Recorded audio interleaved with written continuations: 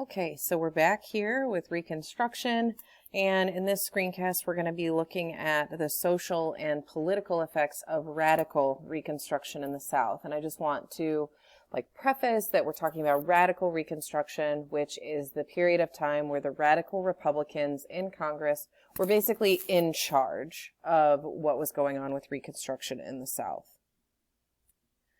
So after the Reconstruction Act was passed, it inspired a lot of political organizing in the South, mainly to obtain the same rights and privileges as whites. African Americans held sit-ins, strikes, sat at lectures, joined organizations like the Union League or other organizations that were linked to the Republican Party, and registered to vote in droves. By 1870, all Southern states had new constitutions written that included black representation and included new provisions, like new state-funded education, mental health, outlawing whipping as punishments for crimes, property requirements for holding office, which did bar some former Confederates from voting. Black voters provided most of the Republican support in the South. Over 2,000 African Americans held office during Reconstruction at every level of government. If African Americans are elected to local offices, it often meant that blacks were treated fairly in those areas. And you also have kind of a new white power base in the South of Republicans that were in the form of carpetbaggers and scalawags. Carpetbaggers were Reconstruction officials who were from the North who moved to the South, a lot of them either Union soldiers, investors, or teachers, that had a large amount of influence that were a part of the Republican Party.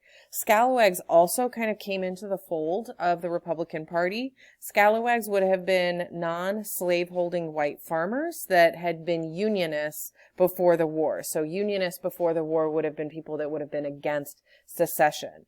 And so after the war, all of these white farmers who were against secession kind of come into the fold of the Republican Party. In this time period, there are a number of successes of Reconstruction governments in the South. These governments in this period really accomplished quite a lot.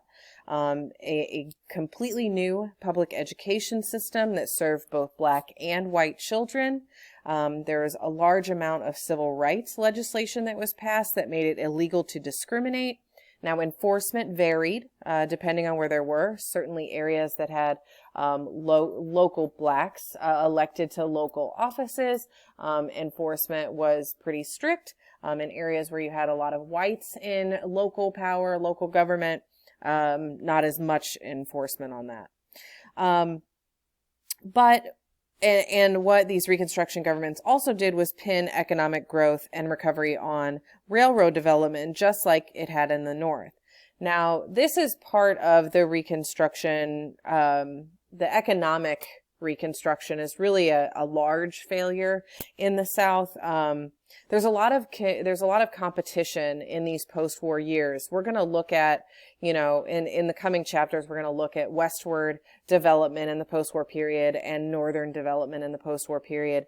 And the South really is in competition with westward expansion and northern industrial development. So when economic growth is pinned on railroad development in the South, there's really some mixed results because railroad companies don't necessarily want to construct railroads in the South. They don't necessarily see the benefit, whereas they do very much see the benefit in the West and like they had in the North.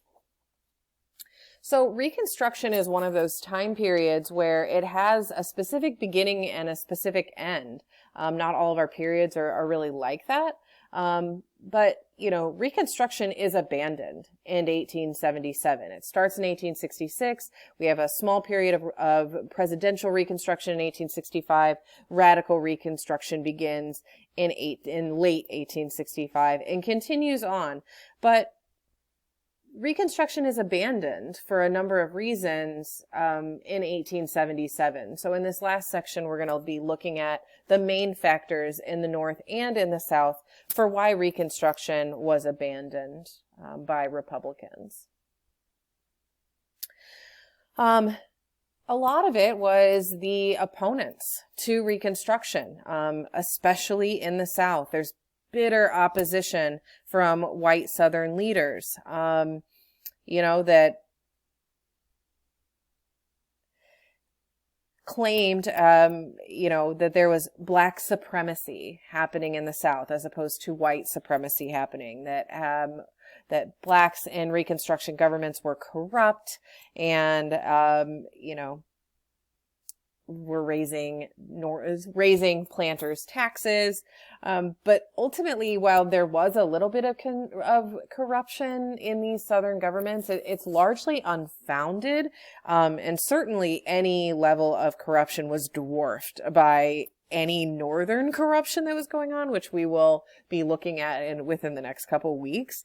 And poor whites kind of turned against Republicans when the economy wasn't improving. Remember on the last slide, I had been talking about how they had pinned economic growth on railroads, and that wasn't really working out. Most opposition was due to former slaves voting and holding office, and a number of slave owners just did not have a taste for that. So what you see even during Reconstruction, even radical Reconstruction, is a campaign of violence to end Republican rule in the South. This is where you see the rise of groups like the KKK, often targeting blacks for small offenses, and white Republicans. So even if you weren't black, but you were a white person who voted Republican, you could also be targeted by the KKK. Southern governments appealed to Washington, D.C. for help for enforcing the rules and trying to quell some of this violence that was brought on by the KKK. Congress passed the Enforcement Acts that outlawed terrorist societies and said that the president could use force. Some of these are sent to trials, and some people actually flee the South because of the enforcement of this. But you start getting into the 1870s, and the Northern commitment to Reconstruction starts to wane. Less and less Republicans interested in this Reconstruction of the South. Many of the radical Republicans of the post-war era have either died or left political office, and many thought that they had done enough and it was time to move on. You have a new segment of the Republican Party that kind of is gaining more and more support, and they're known as the liberal Republicans. And they were against the corruption of Grant and what they saw as an over exercise of federal power, and kind of bought into Democratic criticisms of Reconstruction. And so this contributes to a resurgence of racism in the North that included and really made real the attacks on black corruption, and kind of proved to some that whites needed to be restored to power. And you start to see newspapers kind of fall in on the side of liberal Republicans. Now, there's other things that are happening in the 1870s. Certainly the Depression of 1873 caused Democrats to regain seats in Congress. But you still have other things that are being passed, like the Civil Rights Act of 1875, where it outlaws discrimination in public accommodation. You have the slaughterhouse cases that limit rights in the 14th Amendment to those already in the Constitution and doesn't really include states. So you kind of have these things that are happening in politics that are kind of mixed results for Reconstruction, but certainly are showing that people's interest in continuing Reconstruction is waning.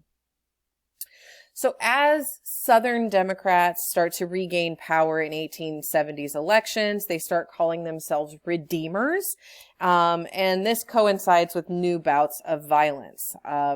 You see ballot boxes being destroyed. You see new waves of voter intimidation where Democrats won elections in landslides. But, I say won in air quotes because they're not necessarily actually winning these elections. They're just destroying ballot boxes or intimidating voters to the point where they are not allowing people to vote Republican. So it seems like Democrats are winning overwhelmingly. Then you have the presidential election of 1876, where the Republicans nominate Rutherford B. Hayes, and really only had in the South Republican control in South Carolina, Florida, and Louisiana. It's an extremely close election. Both parties actually claimed to win, and the Electoral Commission determined that Hayes had won all three of those states, South Carolina, Florida, and Louisiana. Really what was happening was behind the scenes, teams were working to negotiate a compromise. And what Hayes had said was that he would recognize Democratic control of the South and remove the military if he was elected. And basically, Democrats said that they would allow Hayes to become president as long as he respected the civil and political rights of blacks, but ultimately fails to do so. This is that removal of the military from the South is ultimately the end of Reconstruction. And so these events together kind of we consider to be the end of Reconstruction in the South. What you see immediately following these 1876 elections is all of those Reconstruction governments immediately fall.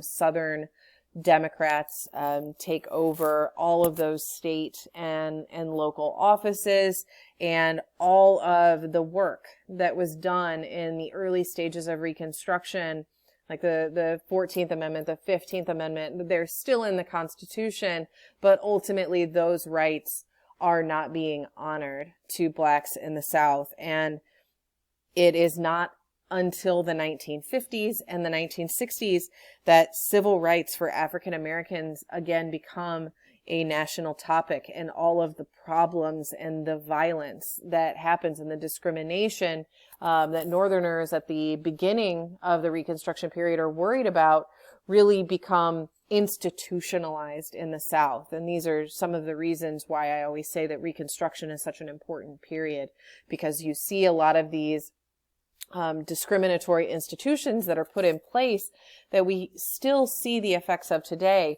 All of these are put in place in this time period. So that being said, there's more to Reconstruction than just what's happening in the South. In the next 2 weeks, we're going to be looking at this time period and what's happening in the West and what's happening in the North, so that we can kind of have a full picture of what this post-war period looks like. And that can bring us then into the 1900s and looking at a much more modern society. So with that being said, signing off, and we'll talk to you guys again next week.